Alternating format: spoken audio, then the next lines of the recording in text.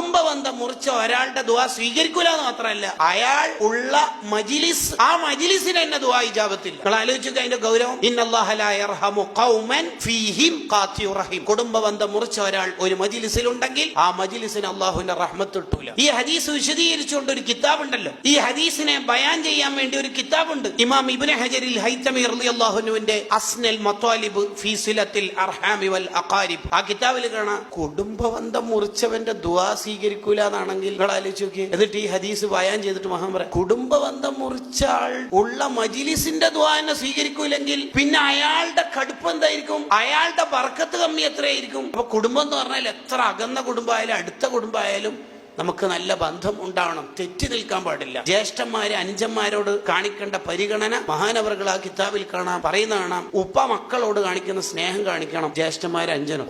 പുതിയ കട തുടങ്ങുന്നത് വിചാരിച്ചിട്ട് ഞാൻ സഹായിക്കണമെന്നുണ്ടാകുന്നു, അങ്ങനല്ല. ഇളയമ മൂത്തന്മാരോട് ഉമ്മാന്റെ പരിഗണന കൊടുക്കണം. അൽ ഖാലത്തു ബിമൻസിലത്തിൽ ഉമ്മി സയ്യിദുനാ റസൂലുള്ളാഹി സ്വല്ലല്ലാഹു അലൈഹി വസല്ലം. അൽ ഖാലത്തു ബിമൻസിലത്തിൽ ഉമ്മി. മൂത്തമ്മ ഇളയമ്മമാരോട് നല്ല പരിഗണന ഉണ്ടാവണം. മൂത്താപ്പമാർ ഇളയപ്പമാർ അഥവാ ഉപ്പന്റെ ജ്യേഷ്ഠൻ അനുജൻ അവരോട് ഉപ്പക്ക് കൊടുക്കുന്ന പരിഗണന കൊടുക്കണം.